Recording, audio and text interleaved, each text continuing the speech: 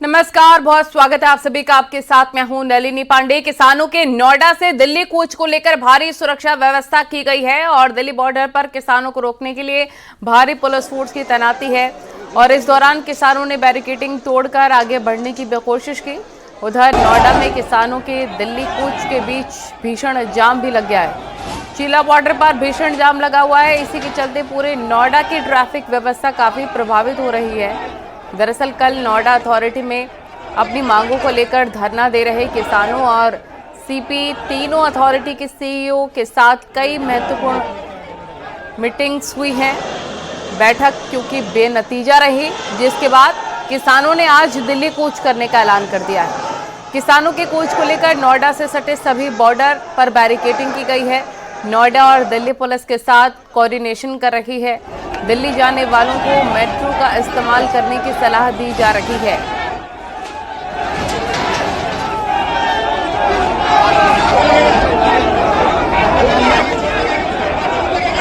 तस्वीरें हम आपको दिखा रहे हैं। दिल्ली नोएडा बॉर्डर पर कैसा भीषण ट्रैफिक।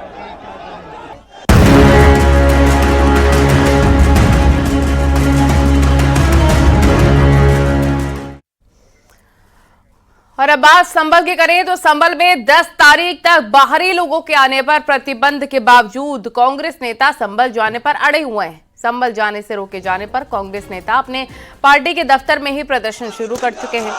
पुलिस का कड़ा पहरा है। संभल जाने से रोकने के लिए पुलिस मुस्तैद है। वहीं बड़ी संख्या में कांग्रेस के लोग प्रदर्शन कर रहे हैं और लखनऊ में भी कांग्रेस प्रदेश अध्यक्ष अजय राय की अगुवाई में कांग्रेस कार्यकर्ताओं ने संभल जाने के लिए प्रदर्शन किया। अजय राय की तरफ से कहा गया है कि वो 10 दिसंबर के बाद वहां जाएंगे और इसी बीच पुलिस और कांग्रेस कार्यकर्ताओं के बीच काफी ज्यादा बहसबाजी भी हो गई है। वो तस्वीरें भी हम आपको दिखा रखे हैं।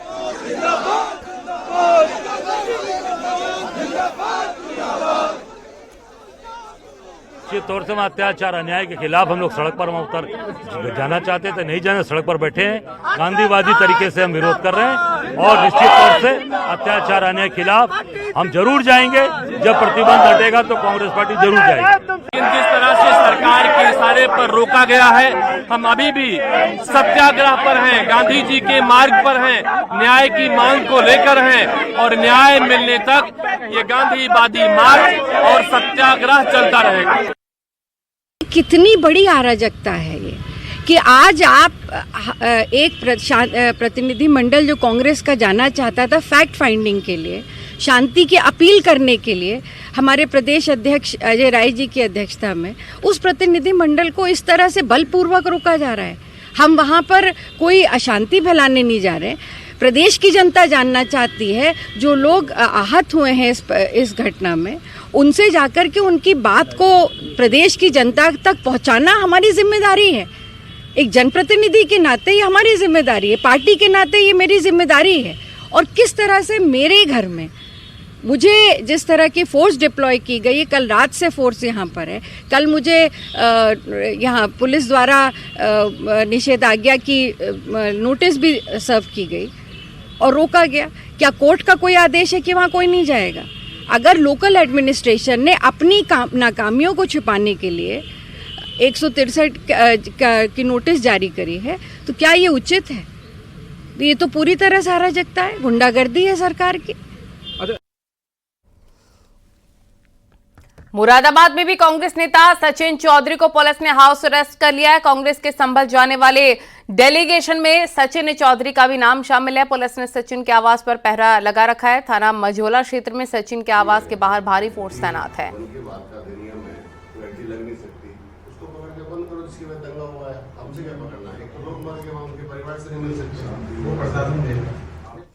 बरेली में भी कांग्रेस के प्रतिनिधि मंडल को संभल जाने से रोका गया है, जिससे नाराज कांग्रेस नेता और कार्यकर्ता जहां रोका गया वहीं सड़क पर धरने पर बैठ गए। बरेली से कांग्रेस के प्रदेश प्रवक्ता वीके त्रिपाठी के नेतृत्व में आज एक प्रतिनिधि मंडल संभल जा रहा है।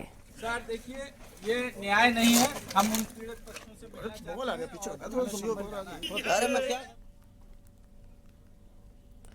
और वहीं संभल में हिंसा पर सियासत भी लगातार जारी है। उपद्रव भी मारे गए उपद्रवियों को शहीद बताया जा रहा है। कांग्रेस के शहर अध्यक्ष ने उपद्रवियों को शहीद बताया। इससे पहले संभल के सपा विधायक ने उपद्रवियों को शहीद बताया था।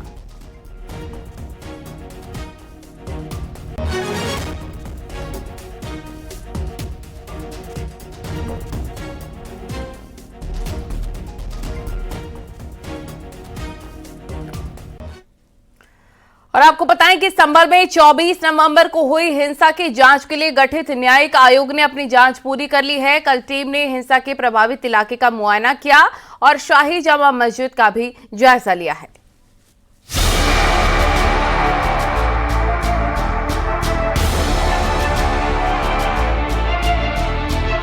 संभल हिंसा की जांच पूरी हो गई है। शासन की तरफ से गठित की गई न्यायिक जांच आयोग की टीम संभल पहुंची।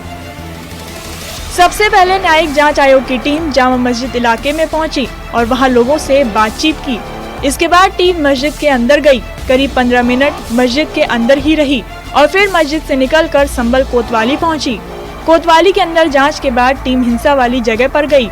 हिंदूपुर खेड़ा इलाके में टीम ने लोगों से बातचीत की। जांच पूरी हो गई। जांच अभी चलेगी, 2 महीना चलेगी। 2 महीने में रिपोर्ट आप लोग सौंपेंगे।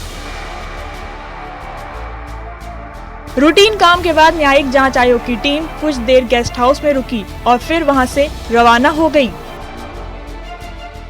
यहाँ पर पीडब्ल्यूडी गेस्ट हाउस से बाहर निकल रही है। आप तस्वीरों में देखेंगे टीम के जो सभी मेंबर हैं, तकरीबन आधा घंटा जो टीमों ने यहाँ पर बैठकर मंथन किया। उसके बाद सभी अधिकारी, कमिश्नर, एसपी और डीएम के साथ साथ सर कुछ कहना चाहेंगे? सर कुछ कहना चाहेंगे? देखिए कोई कुछ कहने के लिए तैयार नहीं है। संभल में मस्जिद के सर्वे पर हिंदू पक्ष के वकील का बयान सामने आया है। हिंदू पक्ष के वकील गोपाल शर्मा ने कहा कि दोबारा सर्वे की मांग नहीं की गई है। सर्वे कंप्लीट हो गया है। सर्वे के दौरान परेशानियां आईं। मस्जिद में कोई गड्ढा नहीं खोदा गया था। फोटो खींचने के लिए वजूखाने का पानी निकाला गया था। 10 दिन के अंदर सर्वे रिपोर्ट दाखिल होगी। कंप्लीट हो गया, सर्वे कंप्लीट हो गया।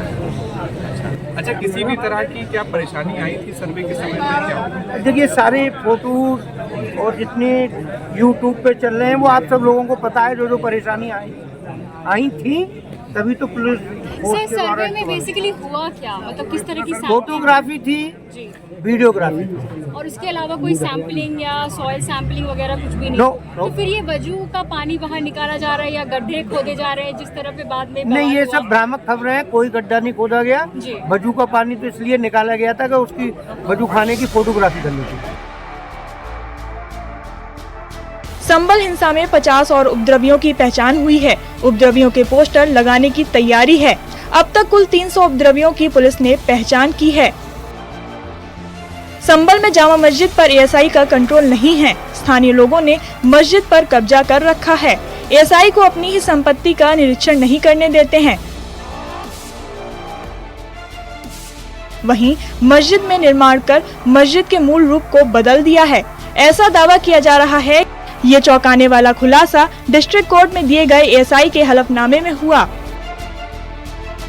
संभल हिंसा पर मंत्री बेबी रानी मौर्य ने कहा कि जानबूझकर माहौल खराब किया जा रहा है। वहीं अखिलेश यादव पर भी निशाना साधा है। इसलिए हमारी सरकार, खासकर योगी जी की सरकार चाहती है कि वहाँ शांति बनी रहे, लोगों को राहत मिले, किसी का काम नहीं रुके, सारे कार्य। अखिलेश यादव कह रहे हैं कि जानबूझ के कराया गया दंगा था। अब ये अखिलेश यादव ही जाने, वो कह रहे हैं तो उन्होंने ही कराया होगा, इसीलिए वो कह रहे हैं। बागपत पहुंचे शिवपाल यादव ने संभल हिंसा को लेकर बयान दिया है कि बीजेपी मुस्लिम भाइयों पर अत्याचार कर रही है। सरकार ने जानबूझकर दंगा करवाया। करके कराया है। अगर प्रशासन के लोग समझदारी से काम कर देंगे तो ये दंगा नहीं होगा। और इस दंगे में पुलिस प्रशासन की गोली।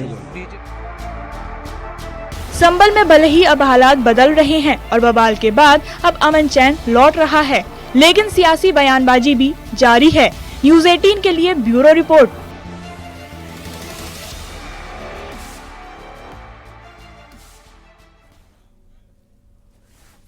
और संघ प्रमुख मोहन भागवत के 2-3 बच्चे वाले बयान पर बीजेपी सांसद डॉक्टर दिनेश शर्मा का बयान आया है।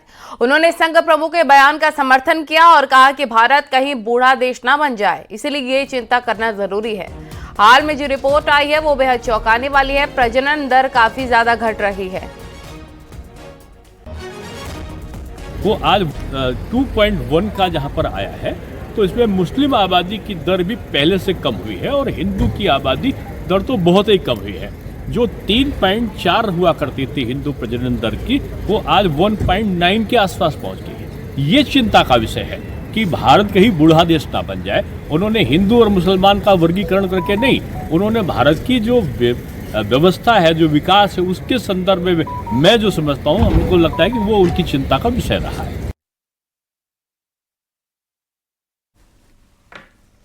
और विपक्ष पर डिप्टी सीएम केशव प्रसाद मौर्य ने निशाना साधा है। डिप्टी सीएम ने कहा है कि जो अपराधी माफिया के संरक्षक हैं, जिनके अगुआ राहुल गांधी हैं, ऐसे पार्टियों का कोई भविष्य नहीं है।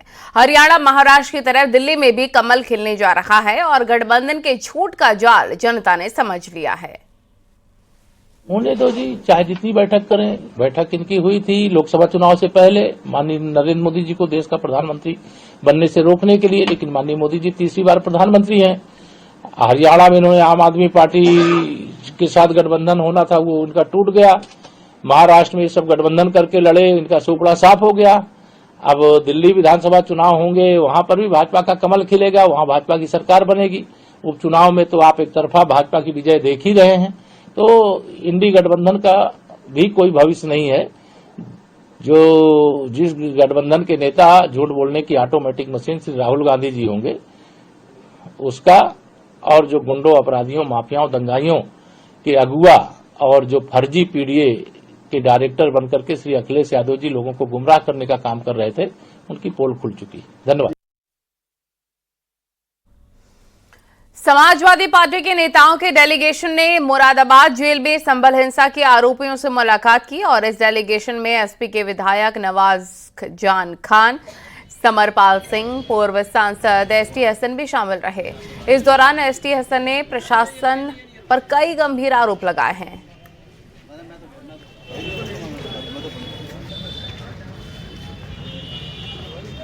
वहाँ पे हमें जाके ये बड़ा अफसोस हुआ कि जो हालात उन्होंने बताए, और उनका ये दावा है कि अगर हम किसी भी वीडियो में, किसी भी फ़ोटो में अगर हम कोई अपराध कर रहे हो तो हम हर सज़ा भुगतने को तैयार हैं। लेकिन जब हम कहीं है ही नहीं, हम घर पे थे तो वहाँ से कोई ले गया, कोई कहीं से ले गया।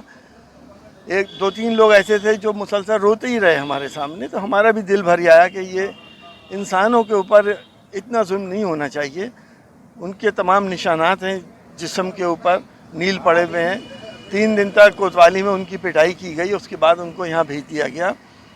बहुत से उसमें मरीज़ हैं, डायबिटीज़ के मरीज़ हैं, उनको भी ठीक से दवा नहीं मिली थी, लेकिन जेल अधीक्षक जी ने हमसे वायदा कराया कि शाम से सब लोगों को ठीक से दवा भी मिली। हिंसा भाई साहब उनका जाकर देखिए, अगर आप, मैं कहता हूँ प्रेस को अलाउ करना चाहिए। उनका शरीर तोड़ के रख दिए, सर से पैर तक बहुत मारा उनको, और अपने घरों से अरेस्ट किए। ये दंगे में भी नहीं थे। वो तो कहते हैं कि पोस्टर लग रहा हो तो हमारा दिखा दो, हम सजा को तैयार हैं।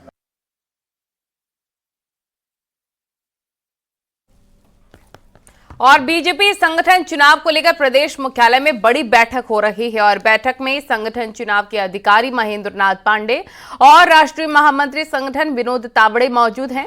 प्रदेश अध्यक्ष भूपेंद्र चौधरी, महामंत्री धर्मपाल समेत पार्टी के सभी प्रदेश उपाध्यक्ष मौजूद हैं। बैठक में जिला और मंडल अध्यक्षों का नाम फाइनल होना है।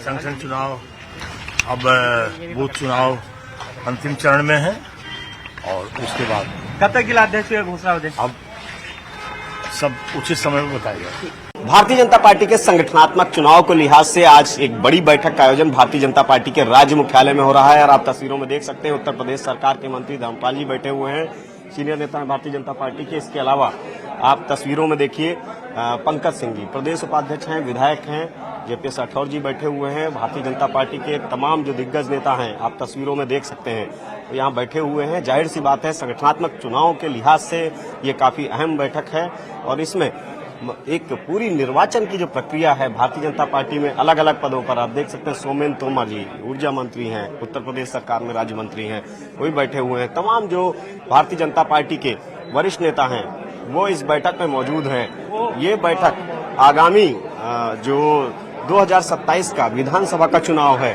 उसके लिहाज से महत्वपूर्ण इस वजह से है, दरअसल मंथन किया जाएगा कि जो भारतीय जनता पार्टी का संगठन है उसे किस तरीके से दुरुस्त किया जाए। इन सभी मुद्दों पर इस बैठक में चर्चा की जाएगी। और लगातार खराब प्रदर्शन से परेशान बीएसपी अब अपने पुराने नेताओं को याद कर रही है। सूत्रों के हवाले से खबर है कि मायावती ने पिछले दिनों यूपी उत्तराखंड के पदाधिकारियों की मीटिंग में कुछ अहम निर्देश दिए हैं। मायावती ने पार्टी के संगठन विस्तार में ऐसे नेताओं की घर वापसी को कहा है जो पार्टी छोड़कर जा चुके हैं। पिछले एक दशक के दौरान न सिर्फ बीएसपी की हालत खराब हुई है बल्कि बहुत से कद्दावर नेताओं ने पार्टी का साथ भी छोड़ा है। अब ऐसे ही नेताओं को मायावती फिर से पार्टी में लाना चाहती हैं ताकि कुछ अच्छा बदलाव हो सके और पार्टी को भी इसका फायदा मिल सके। जिस तरह से बीएसपी का ग्राफ लगातार गिर रहा है उसमें ये तो बिल्कुल साफ है कि बीएसपी के नेतृत्व यानी कि मायावती को पार्टी को फिर से अपने पैरों पर खड़ा करने के लिए कुछ न कुछ प्रयोग करना पड़ेगा। पहला प्रयोग उन्होंने आकाश आनंद को अपना उत्तराधिकारी घोषित करके और उनको सारी पावर्स दे के किया, लेकिन वो प्रयोग बिल्कुल सफल नहीं हुआ। इस बार उन्होंने खुद को और आकाश दोनों को विड्रॉ करके भी एक एक्सपेरिमेंट ही कहा जा सकता है किया, और वो भी सफल नहीं हुआ। तो अब मुझे लगता है कि उनके पास यही विकल्प बचा था कि जिस तरह से 90 के दशक के बाद से पार्टी मजबूत हुई थी तो वो केवल मायावती की वजह से नहीं बल्कि प्रदेश के जो बड़े दिग्गज नेता थे, उनके जोनल कोऑर्डिनेटर्स थे और जो उनके पूर्व मंत्री थे, उनको उन्होंने एम्पावर किया था और पार्टी की पूरे मिशन को आगे ले जाने के जिम्मा सौंपा था। तो मुझे लगता है कि अब ये इसी दिशा में एक कदम है। लगातार चुनावों में कमजोर प्रदर्शन कर रही बसपा को अब अपने पुराने नेताओं की याद आने लगी है। बसपा सुप्रीमो ने उन्हें एक बार फिर से पार्टी से जोड़ने के लिए कहा है। बहुजन समाज पार्टी अब अपने पुराने नेताओं को फिर से पार्टी में शामिल करने की कवायद शुरू कर रही है। सूत्रों के अनुसार पार्टी अध्यक्ष मायावती ने 15 जनवरी से पार्टी संगठन का विस्तार करने के निर्देश दिए हैं और पुराने कर्मठ नेताओं को दोबारा पार्टी से जोड़ने के लिए भी कहा है। हालांकि इससे पहले लोकसभा चुनाव में पार्टी दागी और बागी नेताओं से दूरी बना रही थी, लेकिन अब अगर सूत्रों की माने तो एक बार फिर से इन नेताओं के लिए पार्टी के दरवाजे खुल गए हैं। पिछले कुछ सालों में कई सारे बड़े नेताओं ने बसपा का साथ छोड़कर दूसरे दलों को मजबूत किया है। अब इस प्रयास से पार्टी को अपनी खोई हुई जमीन वापस पाने में मदद मिल सकती है। कैमरा पर्सन मनोज शाही के साथ नीतिका दीक्षित, न्यूज़ 18 लखनऊ।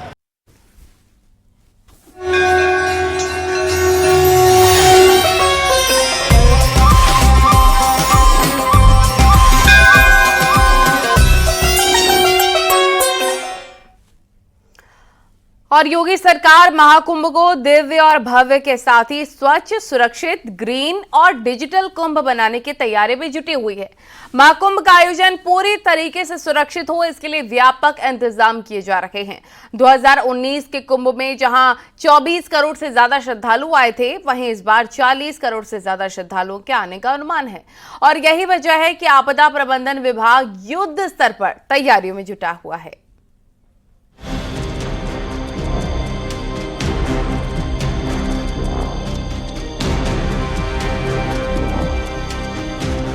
महाकुंभ में कोई अनहोनी ना हो, कोई घटना ना हो, इसके लिए आपदा प्रबंधन की टीम पूरी तरह से अलर्ट है।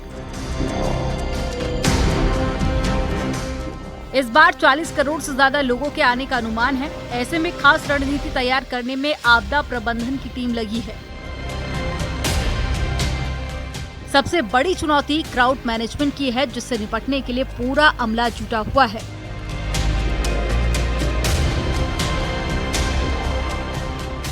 भीड़ प्रबंधन जो है वो हमारा सबसे बड़ा चैलेंज रहता है, और जिसके लिए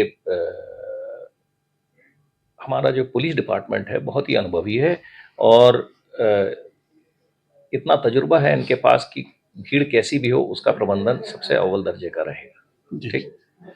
नंबर 2, यहाँ पर देखा जाए तो रिवर लाइन के बगल में बैठे हैं, डूबने की घटनाएं हो सकती हैं, चाहे नहाते समय हो, चाहे पॉन्टून से गिर जाने से हो, किश्ती पलट जाने से हो, किसी भी तरीके की। तो ड्राउनिंग के लिए अगर हादसा ऐसा होता है तो हमारी प्रतिक्रिया देने के लिए यहाँ पर हमारे गोताखोर, हमारे आपदा मित्र, हमारी पीएसी फ्लड, एनडीआरएफ, एसडीआरएफ सब यहीं पर मौजूद हैं। सभी मानव संसाधन जो हमें चाहिए वो वहाँ पर मौके पर हाजिर रहें। महाकुंभ में तैनात होने वाली फोर्स को ट्रेनिंग दी जा रही है। आपदा के समय उन्हें किस तरह से क्विक रिस्पांस करते हुए लोगों को बचाना है, इसके लिए टेबल टॉक और मॉक ड्रिल कर फुल प्रूफ तैयारी की जा रही है। हमारे पास सारी टीम तो है, पर हाँ, इनका आपसी समन्वय कैसा है और ये एज अ टीम अपने जिम्मेवारी के इलाके में किस तरह प्रतिक्रिया दे रहे हैं, इसकी जानकारी बहुत जरूरी है इन लोगों को।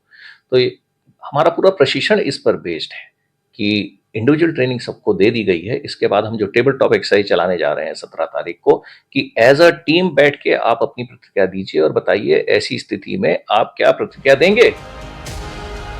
इस बार मेले को कंट्रोल करने के लिए एआई टेक्नोलॉजी का इस्तेमाल किया जाएगा और 2500 सीसीटीवी से पूरे मेले की मॉनिटरिंग होगी, जिसके लिए वॉर रूम बनाया गया है।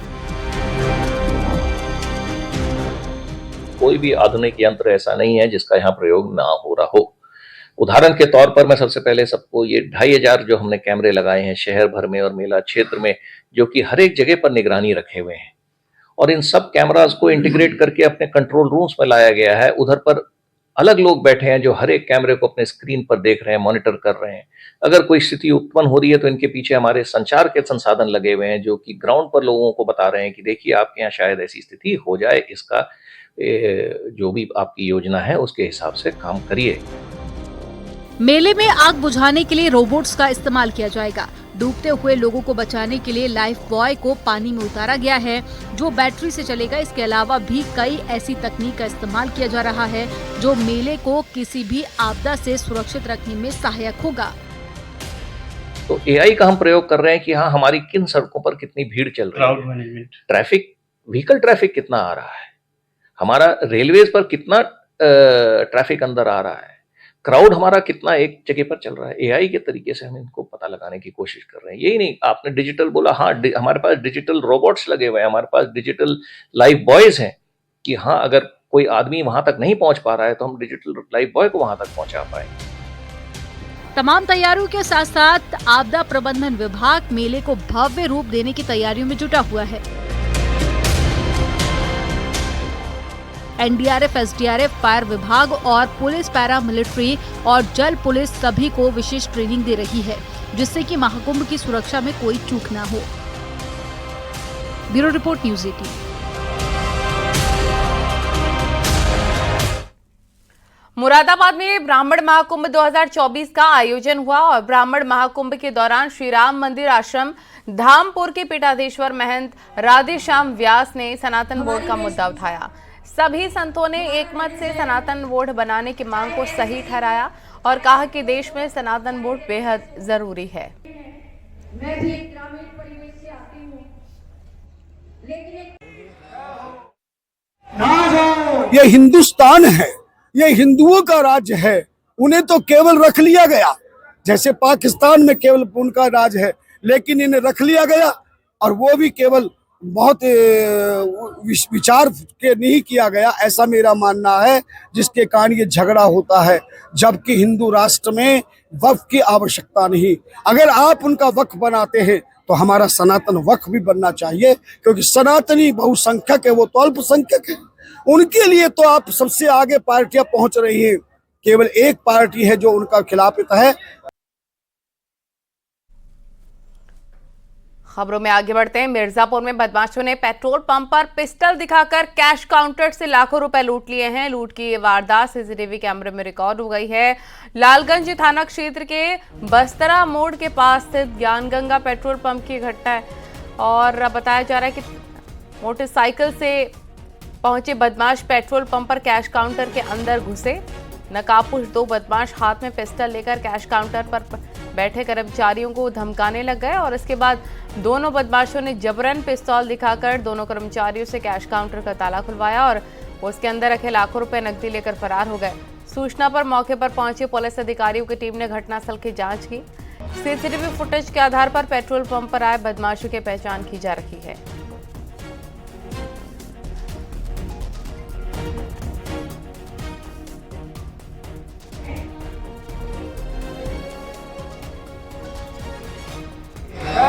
वो लोग पेट्रोल पंप में अंदर घुसे हैं और जो भी कैश उनके काउंटर पे रखा हुआ था उसको लेके वो फरार हो गए हैं। तत्काल इस सूचना पर हम सभी लोग यहाँ मौके पर आए हैं और इस घटना से संबंधित सीसीटीवी फुटेजेस प्राप्त हुए हैं और जिस बाइक का इस्तेमाल किया गया उसके बारे में भी हम लोग को फुटेज मिली है और इनका जो इन्होंने रूट लिया है यहाँ पर आने का और वापस जाने का, वो रूट भी हम लोगों ने ट्रेस कर लिया है और तहरीर प्राप्त करके मुकदमा कायम कराया जा रहा है।